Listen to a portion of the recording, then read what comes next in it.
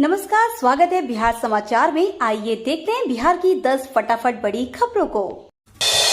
तीसरे चरण में एनडीए के सामने साख बचाने की चुनौती, जानिए महागठबंधन की जीत वाली प्लानिंग। बिहार की 5 सीटों पर लोकसभा चुनाव के तीसरे चरण में 7 मई को मतदान होना है। झंझारपुर, सुपौल, अररिया, मधेपुरा और खगड़िया लोकसभा सीट पर होने वाले मतदान के लिए सभी दलों ने अपनी ताकत झोंक दी है। इन सभी सीटों पर साल 2019 के लोकसभा चुनाव में एनडीए ने जीत का परचम लहराया था। इस बार के चुनाव में एनडीए के लिए इन सीटों को बरकरार रखना चुनौती है। वहीं महागठबंधन इन सीटों पर जीत को लेकर प्रयासरत है। इन 5 सीटों पर इस बार 3 सीटों पर एनडीए के मुकाबले राजद, जबकि एक सीट पर विकासशील इंसान पार्टी और अन्य पर माकपा के उम्मीदवार सामने हैं। के पाठक का बड़ा एक्शन, बिहार के सभी डीओ और डीपीओ की सैलरी होल्ड करने का दिया आदेश। बिहार के शिक्षा विभाग से बड़ी खबर सामने आ रही है। दरअसल शिक्षा विभाग के एसीएस के पाठक ने बड़ा एक्शन लेते हुए एक बार फिर से राज्य के अभी 38 जिलों के जिला शिक्षा पदाधिकारी और जिला कार्यक्रम पदाधिकारी स्थापना का अप्रैल माह का वेतन स्थगित कर दिया है। वहीं सभी अधिकारियों से स्पष्टीकरण भी मांगा गया है। दरअसल के पाठक का सख्त निर्देश था कि बिहार में बीपीएससी से बहाल शिक्षकों और नियोजित शिक्षकों को समय पर वेतन भुगतान किया जाए। निर्देश के बाद भी राज्य के टीआरई 1 और टीआरई 2 में बहाल शिक्षकों का समय पर वेतन भुगतान होगा। नीतीश कुमार ने मुसलमानों से कर दिया बड़ा वादा, बिहार में सियासी हलचल तेज। अपनी चुनावी सभाओं में मुख्यमंत्री नीतीश कुमार एक तरफ जहां लालू राबड़ी के शासनकाल पर निशाना साधते हैं, वहीं कब्रिस्तान की घेराबंदी और मदरसों की मान्यता दिलाने आदि कार्यों को गिनाते हुए मुसलमानों को रिझाने की भी कोशिश करते हैं। मंगलवार को सहरसा स्थित नवहट्टा उच्च विद्यालय में चुनावी सभा को संबोधित करते हुए नीतीश ने कहा कि 2005 से पहले कोई शाम में घर से नहीं निकल पाता था, रास्ता नहीं था, चिकित्सा व्यवस्था नहीं थी, हिंदू मुस्लिम के बीच झगड़ा होता था। आज हर घर में बिजली है।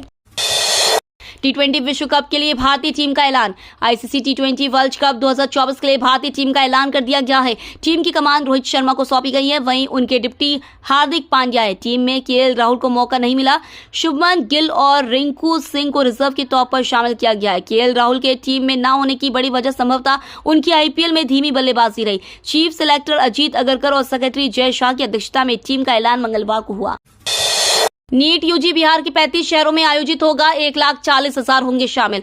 देश के मेडिकल कॉलेजों में एमबीबीएस कोर्स में नामांकन के लिए 5 मई को नीट होगा। देश भर में 567 केंद्रों पर तो बिहार के 35 शहरों में परीक्षा आयोजित की जाएगी। इसमें 1,39,000 परीक्षार्थी शामिल होंगे। इस परीक्षा को लेकर विशेष निर्देश दिए गए हैं। परीक्षा में छात्रों को 1 घंटे पहले परीक्षा केंद्र पर पहुंच जाना है। छात्रों को परीक्षा में प्रवेश करने से पहले कई तरह की जांच से गुजरना होगा। इसके बाद परीक्षा केंद्र में प्रवेश मिलेगा। इसके अलावा परीक्षा माफिया पर विशेष ध्यान स्थानीय जिला प्रशासन को रखने का निर्देश दिया गया है। आज राम मंदिर के दर्शन करेंगी राष्ट्रपति द्रौपदी मुर्मू, जाने अयोध्या दौरे की डिटेल। भारत की राष्ट्रपति द्रौपदी मुर्मू आज अयोध्या का दौरा करेंगी। राष्ट्रपति भवन की ओर से जारी बयान में कहा गया है कि राष्ट्रपति 1 मई को अयोध्या का दौरा करेंगी। इस दौरान राष्ट्रपति राम मंदिर में रामलला के दर्शन करेंगी, साथ ही हनुमानगढ़ी मंदिर में दर्शन और आरती करेंगी। इस दौरान राष्ट्रपति कुबेर टीला भी जाएंगी। अपने अयोध्या दौरे पर राष्ट्रपति सरयू नदी का पूजन और आरती करेंगी। अयोध्या में राम मंदिर के निर्माण के बाद राष्ट्रपति द्रौपदी मुर्मू का रामनगरी का यह पहला दौरा है।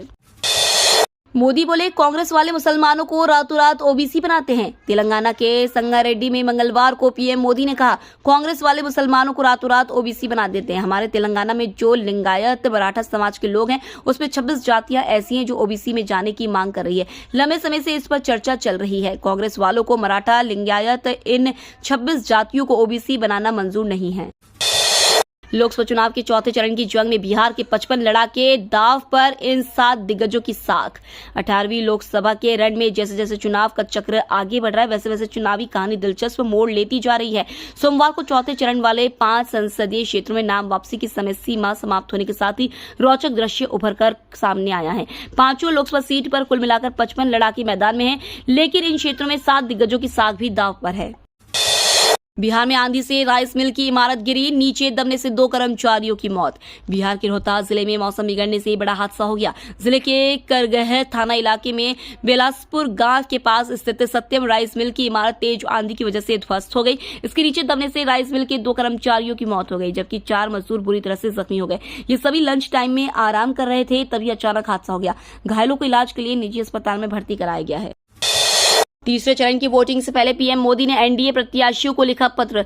7 मई को लोकसभा चुनाव 2024 को लेकर तीसरे चरण में वोटिंग होना है। तीसरे चरण के चुनाव से पहले पीएम मोदी ने बीजेपी और एनडीए उम्मीदवारों को पत्र लिखा है। केंद्रीय गृह और सहकारिता मंत्री अमित शाह को प्रधानमंत्री नरेंद्र मोदी ने मंगलवार को 2 पन्ने की चिट्ठी लिखी। चिट्ठी में उन्होंने जहां अमित शाह की तारीफ की और चुनाव में जीतने की शुभकामनाएं भी दी।